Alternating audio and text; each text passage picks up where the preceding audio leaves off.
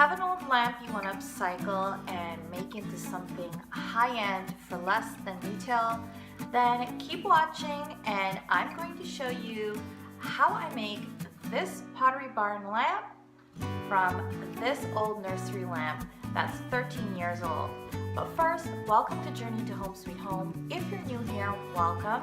I'm Pearl, and here on the channel you'll find tips, tutorials, and motivation for bringing joy to your home, family, and mom life. So consider subscribing and tapping the bell so you don't miss out. One way I like to bring joy into my home is to decorate with high-end looking pieces, but they can cost a lot. So how do I do this? Well, one simple way is to DIY it. So today's video is a participation in the Look for Less challenge hosted by Yami from the Latina next door, who does this challenge every month with a co-host. And this month's co-host is Lindsey from Domer Home. After you watch my video, make sure to check out their video and their channels because both of them create amazing DIYs, and Lindsey does extreme budget makeovers on her channel. I'll put the link to their channels in the description box below, as well as the playlist, so you can check out more ideas. In this challenge, we were asked to recreate a high-end home decor piece for less than the retail price. And I knew exactly what I wanted to recreate because I've had my eye on this rose shade lamp from Pottery Barn for years now. It's been discontinued since I first looked at it, so it was all the more reason to DIY it. This lamp was $78, and most of the lamps at Pottery Barn are in that range.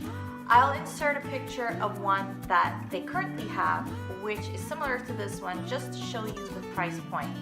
Okay, let's get started on the DIY and stick around to the end because I'll show you the big reveal and the price comparison.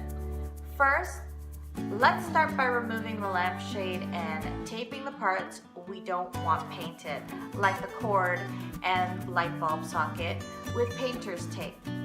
Using a fine grit sanding block or sandpaper, sand the base very lightly, just to roughen the finish slightly so that the paint can adhere better. I have this sanding block, but if you don't have one, you can purchase sandpaper from the dollar store. Then go ahead and spray paint using a light downward motion, making sure to get the grooves with a horizontal motion if you have to. I picked up this paint at Walmart in a glossy white finish. Let it dry for the recommended drying time. Then you can give it another coat to give it better coverage and let it sit for 24 hours to dry completely.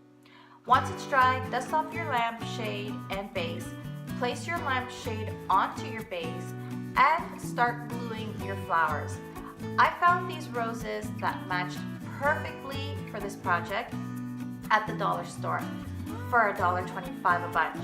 There are 6 roses on each bunch, and for this nursery-sized lamp, I used 14 bunches, so that's 84 roses.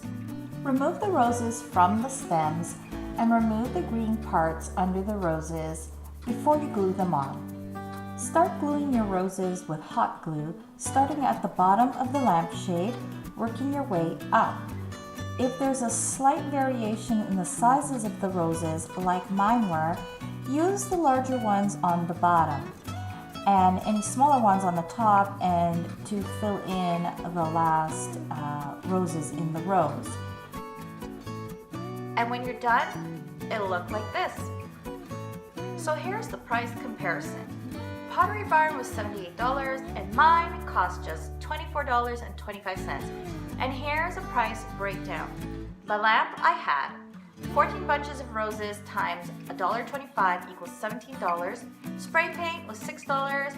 A pack of 18 mini glue sticks was $1.25. So the total cost ended up being $24.25. That's a savings of $43.75. So tell me, how does mine compare? I like mine better than Pottery Barn's because the roses have glitter on them and I love all that sparkle. Just to show you the transformation one last time, this was my lamp This is the recreated lamp.